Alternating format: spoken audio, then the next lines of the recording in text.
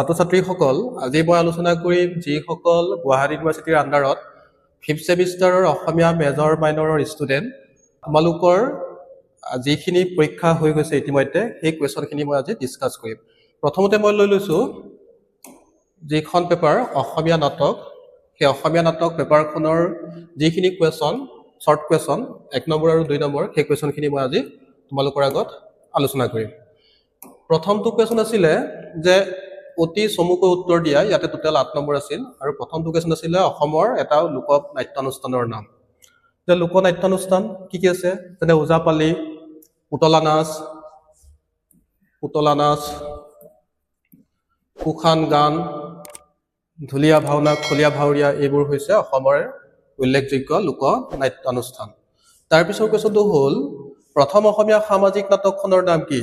এয়া আমি নিশ্চয় জানো, প্ৰথম অসমীয়া সামাজিক নাটক হৈছে ৰাম নৱমী আৰু এই নাটকখন ৰচনা কৰিছিলে গুণাভিৰাম বৰুৱাই।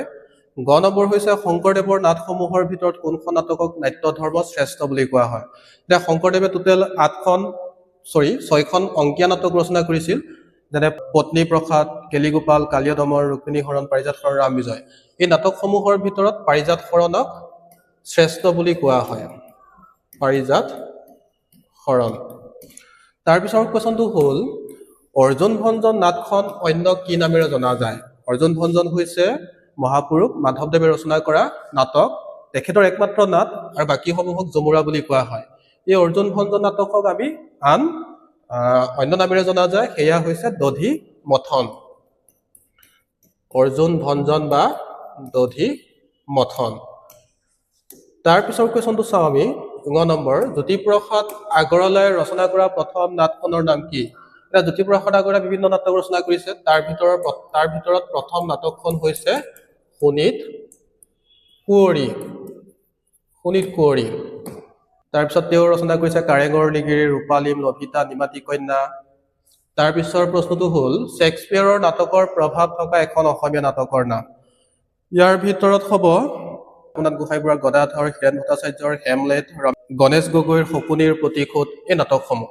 দ্বিতীয় নম্বৰ হৈছে অচ্যুত লহকৰে গঠন কৰা ভ্ৰাম্যমান নাট্য দলটোৰ নাম কি? সেই নাট্য দলটো হৈছে নটৰাজ থিয়েটাৰ। অচ্যুত লহকৰে গঠন কৰা ভ্ৰাম্যমান নাট্য দলটো হৈছে নটৰাজ থিয়েটাৰ।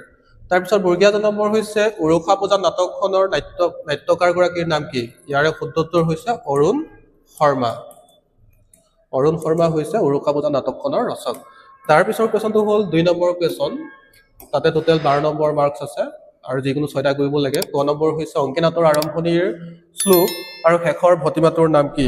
ইয়াৰে আৰম্ভণিৰ শ্লোক হৈছে নান্দী শ্লোক আৰু শেষৰ ভতিমাটো হৈছে মুক্তিমংগল ভতিমা। তাৰপিছত ক নম্বৰ হৈছে পাৰিজাত হৰণ নাট ৰচনা কৰোঁতে শংকৰদেৱে আধাৰ গ্ৰন্থ হিচাপে লোৱা 2খন সংস্কৃত গ্ৰন্থৰ নাম। ইয়াৰ ভিতৰত আছে ভাগৱত পুৰাণ আৰু হৰিবংশ।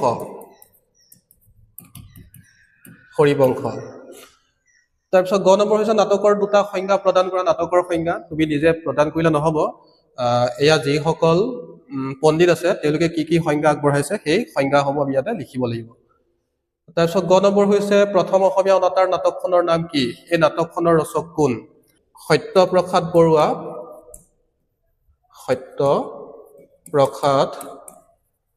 বৰুৱা আৰু তেখেতৰ সেই অনাতাঁৰ নাটকখন আছিল ধৰালৈ যিদিনা নামিব সৰগ।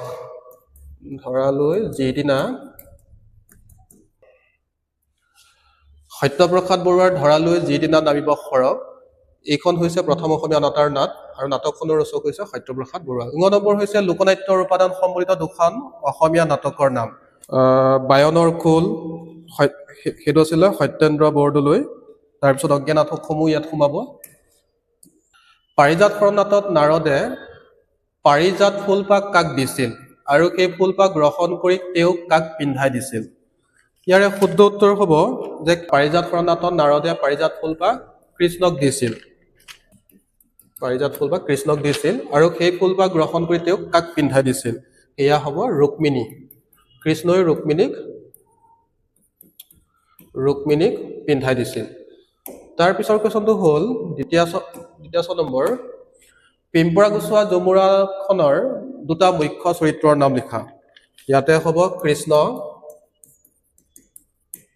তাৰপিছত বৰ্গীয়া জনমৰ জন্মযাত্ৰা নাটকখনৰ আৰম্ভণিতে দৈত্য দানৱৰ অত্যাচাৰৰ পৰা পৰিত্ৰাণ পাবলৈ কোনে কাৰ ওচৰত প্ৰাৰ্থনা কৰিছিল ইয়াৰে শুদ্ধ উত্তৰ হ'ব বসুমতীয়ে ব্ৰহ্মাৰ ওচৰত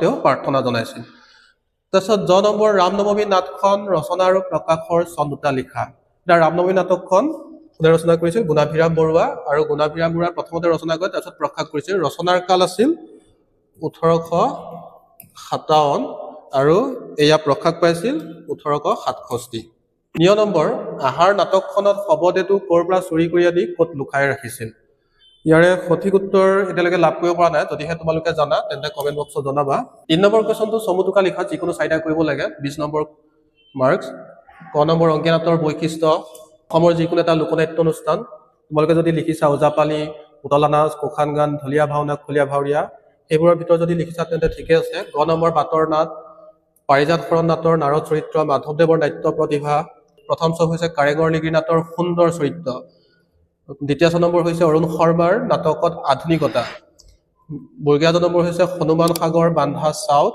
লোক উপাদান তাৰপিছৰ প্ৰশ্নটো শেষৰ প্ৰশ্নটো আছিল 20 নম্বৰৰ কাৰণে 4 নম্বৰ যিকোনো দুটা প্ৰশ্ন কৰিব লাগে ইয়াৰে ভিতৰত আছে ক নম্বৰ উত্তৰ স্বাধীনতা যুগৰ অসমীয়া নাটকৰ বিষয়ে এটি নিবন্ধ যুগুত কৰা খ নম্বৰ হৈছে ৰামনৱমী নাটখনৰ মাজেৰে সমসাময়িক কালৰ অসমীয়া সমাজত থকা অন্ধবিশ্বাস অজ্ঞানতা শিক্ষাৰ অনগ্ৰহৰতা আদিৰ চিত্ৰ কিদৰে চিত্ৰিত হৈছে গ নম্বৰ আছিল যমুৰা হিচাপে পিম্পৰা গুচোৱাৰ এটি আলোচনা আগবঢ়োৱা ঘ নম্বৰ আহাৰ নাটকখনত এবষ্ট্ৰাক্ট নাটকৰ বৈশিষ্ট্য কিদৰে ৰক্ষিত হৈছে আলোচনা কৰা ঘ নম্বৰ হৈছে হনুমান সাগৰ বান্ধা চাও নাটকখনত যৌতুক বিৰোধী বাৰ্তা কিদৰে ফুটি উঠিছে আলোচনা কৰা এইখিনি কোৱেশ্যন আছিল আৰু তোমালোকক মই শৰ্ট কোৱেশ্যনখিনি ডিছকাছ কৰিলোঁ আৰু কিছুমান কোৱেশ্যন মই এনচাৰ এতিয়ালৈকে লাভ কৰিব পৰা নাই যদিহে তোমালোকে জানা তেন্তে কমেণ্ট বক্সত সেইখিনি জনাবা